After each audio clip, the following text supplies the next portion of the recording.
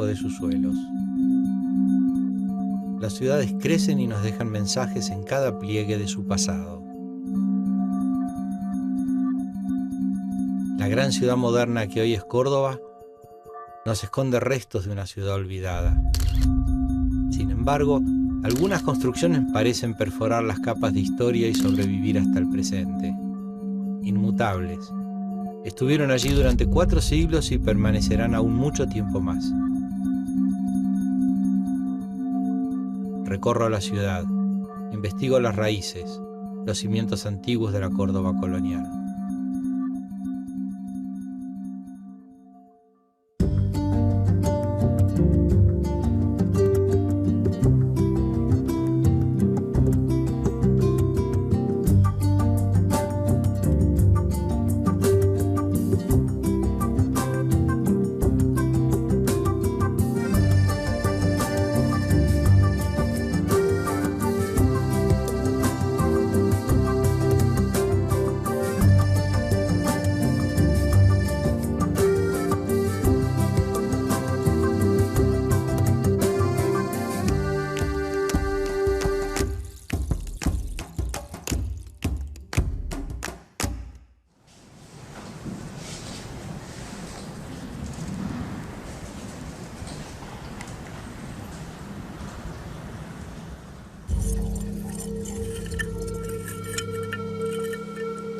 La arqueología trabaja con fragmentos de objetos, pero tiene la capacidad de poder explicar desde un plato hasta una ciudad. Para entender la historia de Córdoba, vamos a recorrer sus rincones, vamos a ver las baldosas, los ladrillos, las piedras de las paredes. Vamos a tratar de dar una explicación a un fenómeno impresionante, que es una ciudad de 1 millón de habitantes.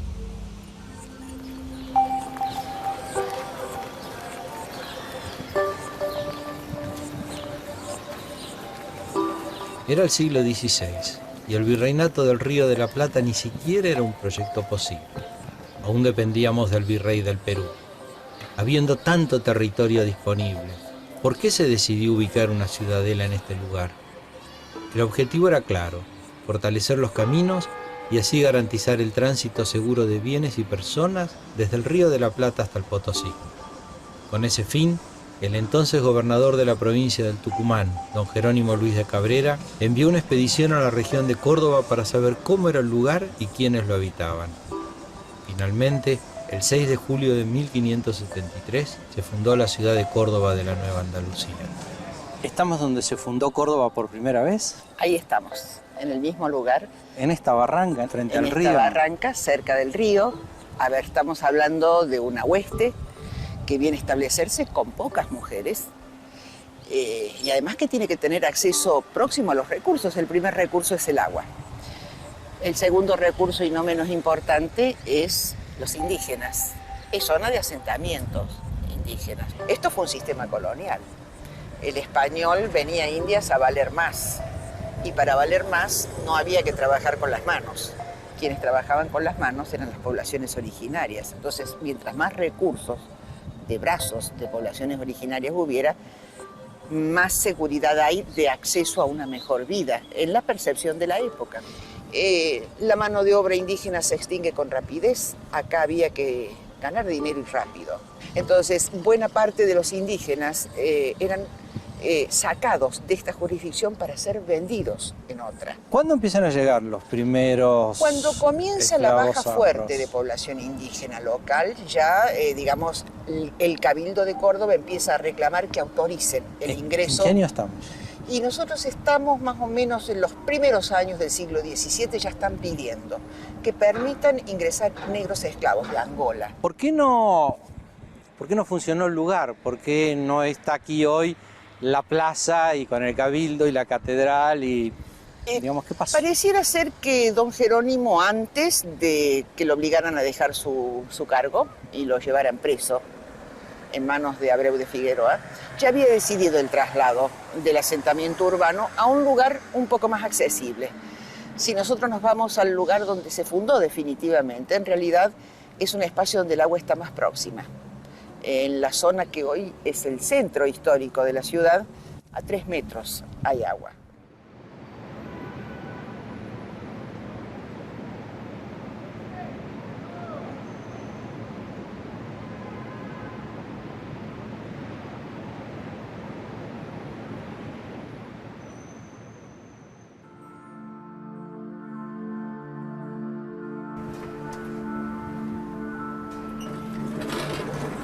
Subimos a uno de los edificios más altos del centro de Córdoba para poder apreciar el trazado urbano que se mantiene hasta el presente.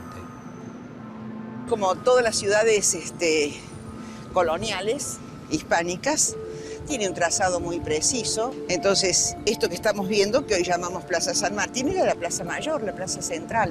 Es decir, el lugar de fundación. Es el lugar de fundación. Ahí en el medio seguramente colocaron la picota. La picota. Claro, que era el gesto del poder del conquistador, ¿verdad? Más adelante se fue construyendo el cabildo, el espacio de la catedral, que es de construcción, lo que vemos ahora, mucho más tardío que la época de la fundación. Digamos, 10 manzanas de largo por 7 de ancho, que era el ejido original de la ciudad. Se establecieron lugares precisos, particularmente para instituciones públicas, como por ejemplo las órdenes religiosas. ¿Y queda algo de esos... A ver, ¿qué es lo esas que nosotros... primeras instalaciones, o de sus sucesores? Aquellas torres que vemos son las de la Compañía de Jesuitas. Jesús. Por ejemplo, aquella manzana que está al costado de la catedral, que no tiene edificios en altura, es una orden religiosa de monjas de clausura. Todavía estamos conservando el espacio que le correspondió a la Orden de San Francisco, que en su momento eran 2 manzanas. Los franciscanos estuvieron en Córdoba desde el principio. En 1612 se consolidaron cuando el general de la orden decidió unir a los franciscanos del Paraguay con los del Tucumán. La Iglesia de la Colonia era una organización bien pensada y poderosa. Construía poder, consenso y devotos. Tejía relaciones con los señores feudales regionales, garantizándoles una buena plaza en el cielo tras una muerte santa y digna. A cambio, ellos debían donar sus bienes para contribuir a la causa, para la construcción de iglesias, cada vez más grandes. Bueno, Daniel, estamos frente al convento de San Francisco. Lo que estás viendo es una construcción en realidad de los últimos años del siglo XVIII. Los franciscanos de la ciudad de Córdoba en realidad tienen una tarea más de trabajo apostólico con los habitantes urbanos de la ciudad. Así como los jesuitas tienen enormes estancias. ¿De qué se sostenía la Orden de San Francisco? Hay muchos donantes, La diferencia grande entre esta orden y de la de Merced, por ejemplo, o la misma orden de la Compañía de Jesús, es que hay una bula papal especialmente dirigida para la Compañía de Jesús para que los colegios de la orden tengan rentas propias. El convento franciscano fue el primer templo de envergadura en la ciudad de Córdoba. Una de sus habitaciones más importantes era la sala de profundis, donde se reunía la comunidad. Acá se tomaban las decisiones políticas y sociales. Era una especie de congreso formado por los vecinos más destacados.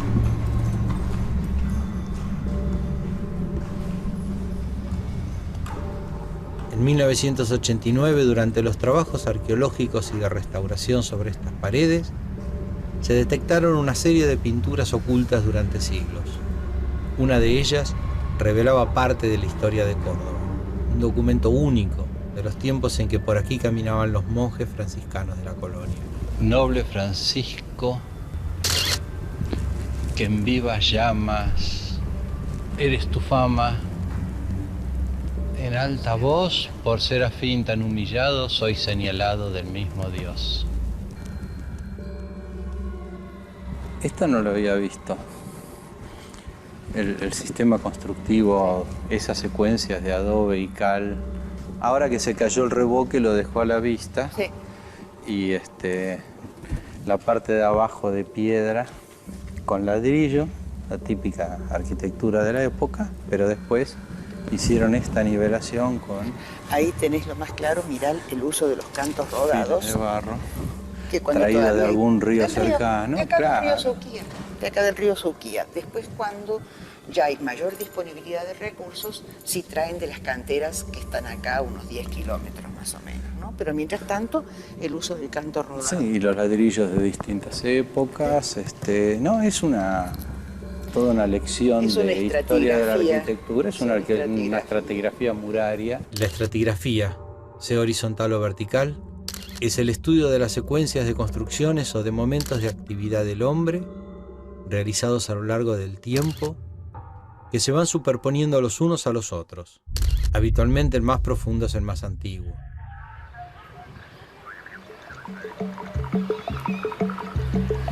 El Cabildo formó parte importante de una segunda etapa de construcciones fundamentales para la ciudad.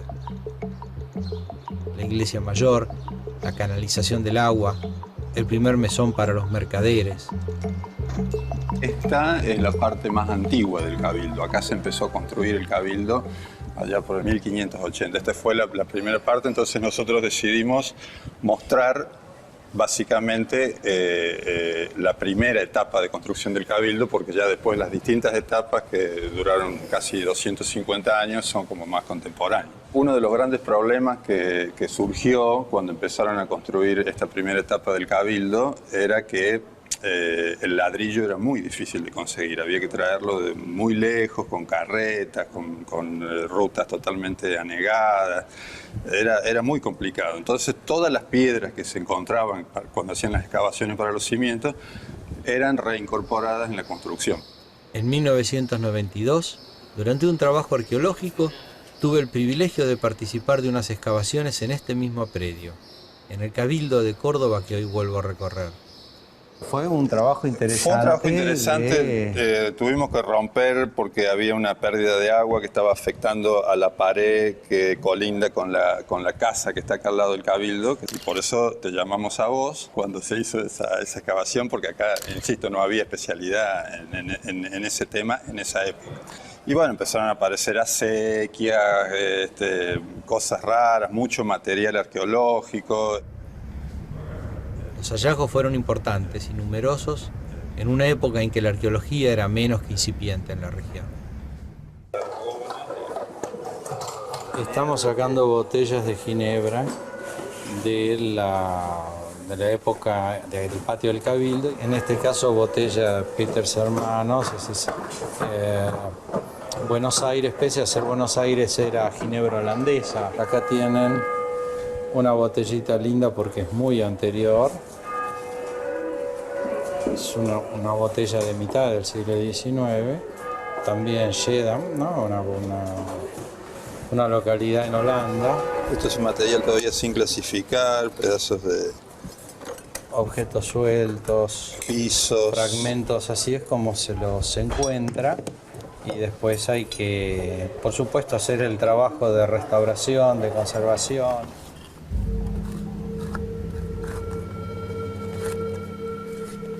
Por suerte, una mirada arqueológica nos permite hoy reencontrar restos de paredes, piedras hiladas ordenadas. Y también podemos imaginar que un poquito más abajo se encuentran los pisos, los cimientos, miles de objetos esperando a la arqueología del futuro.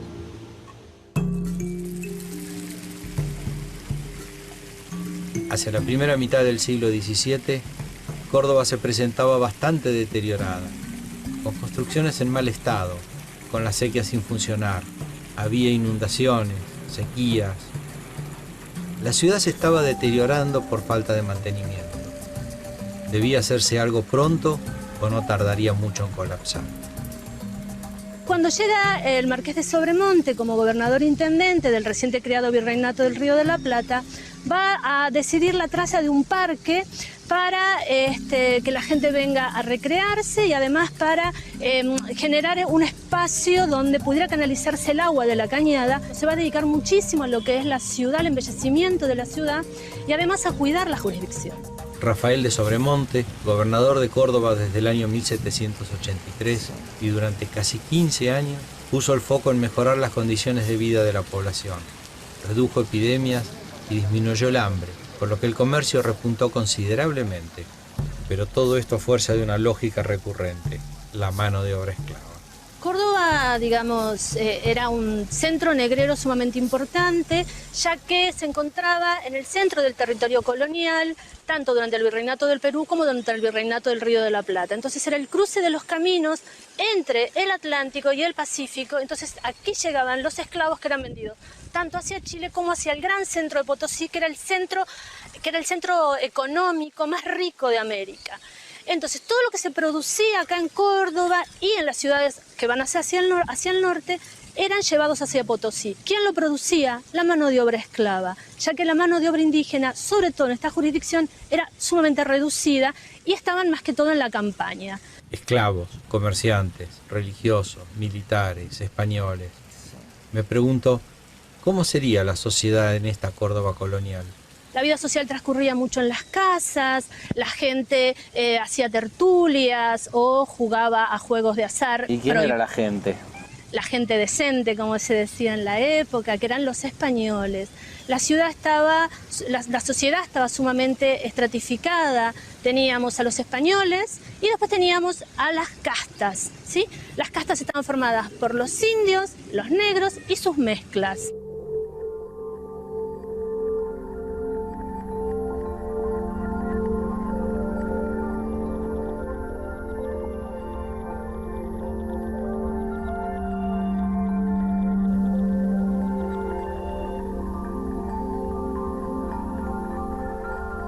Nos dirigimos hacia una típica pulpería del siglo XIX, que se encuentra bien conservada para hablar de aquella sociedad colonial de Córdoba, que lógicamente tenía a la población afroamericana como un sector activo y protagonista de aquella historia. ¿Qué pasó con esos esclavos y sus descendientes? Para el censo de 1778 tenemos que el 60% de la población de la campaña es afrodescendiente. Sin embargo, cuando vemos el censo de 1813, nos encontramos con que ha disminuido la presencia de afrodescendientes en la campaña. La pregunta sería, ¿qué pasó? ¿Desaparecieron? Obviamente. Se blanquearon. ¿Qué pasa básicamente? Este eje que se conforma entre Córdoba y Potosí, ya en el 18 comienza a cambiar el eje económico y se va hacia el litoral, con salida en Puerto de Buenos Aires. Entonces la afluencia, la llegada de negros no es tan permanente y continua como había sido durante los siglos XVI y XVII. Los que están comienzan a mezclarse, se mezclan sobre todo con el blanco, con los indios. Se va perdiendo lentamente los rasgos fenotípicos y la cultura se va mixturando, se va mezclando. La mayoría de los afrodescendientes van a ir consiguiendo sus libertades a través de las manumisiones que le van a dar sus amos por haberse comportado bien durante su vida, o en actos de piedad cuando el amo moría. Y por otro lado, compraban su libertad. Me quedé pensando en lo interesante que es imaginar un campo cordobés, un campo argentino, con todas las actividades del campo, realizadas por población afrodescendiente, por población negra y no por población blanca. Qué distinto de lo que vimos y lo que nos enseñaron en el colegio, ¿no es cierto? Sí, no solamente los trabajos camperos, los de peonaje específicamente, sino todo. Todo era levantado por los negros. Por ejemplo, la herrería. Los africanos eran especialistas en la herrería. Entonces, cuando uno ve una ventana colonial, esa ventana, ese balcón colonial ha sido hecho por un africano.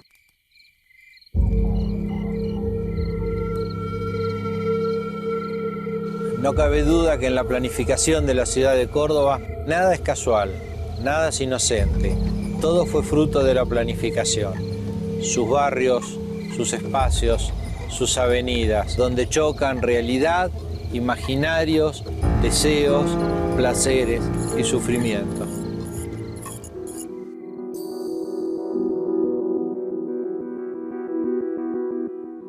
Los hombres esclavos eran herreros, constructores. Se encargaban de todos los oficios necesarios para que funcionara la ciudad. En cambio, las mujeres, tan esclavas como ellos, se ocupaban de las tareas domésticas. La casa del marqués de Sobremonte, quien fuera gobernador de Córdoba, nos revela cómo vivían los esclavos domésticos.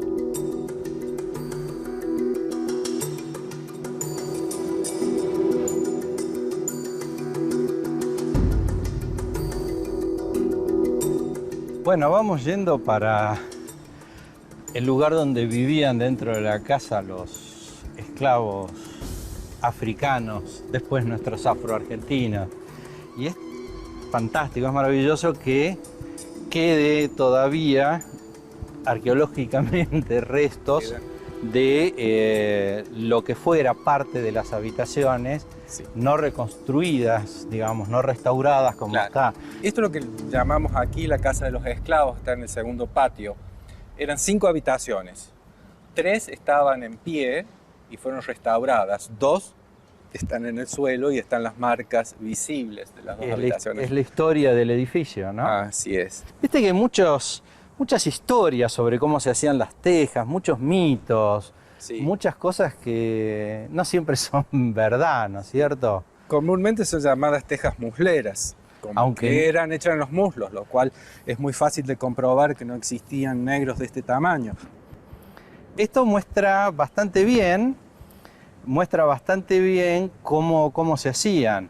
La base, el fondo, es habitualmente palmera o madera, Ujú. que como estaba mojada deja estas marcas y este desgaste, así arrugadito, donde la pasta sale para afuera, el grano.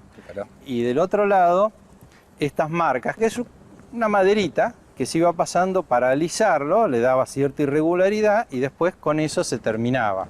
Es interesante porque, bueno, son evidencias materiales concretas Así es. de estas construcciones que, bueno, albergaron a quienes hacían el trabajo pesado, ¿no es cierto? Bueno, estas eran las habitaciones de la servidumbre, en realidad de los esclavos, ¿no es cierto? Así es. Acá no sabemos cuántos había en cada uno, no sé si vos sabés, pero... Probablemente 10, 20 esclavos pudo haber habido en esta casa. Generalmente había 2 camastros de tela, un jergón, una tela muy rústica de cama. Piso de tierra originalmente, no tenían ventanas, solo la puerta. Todos los muros son de adobes directamente con la mano de cal encima. O sea, no hay un revoque. No había revoque. No hay revoque, no. Es por razones de higiene esto de la cal.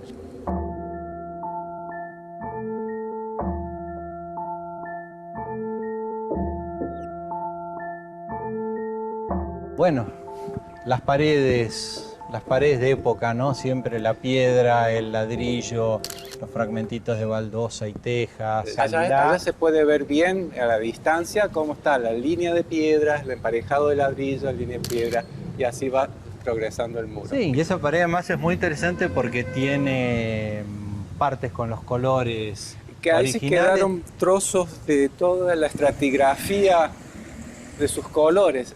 Esto es relativamente fácil. La primera capa la vamos a encontrar siempre blanca y después ya vienen los distintos tonos de las modas de las épocas. El rosado hacia fines del 800, cuando se hizo la Casa Rosada en Buenos Aires, y el celeste es de principios de siglo.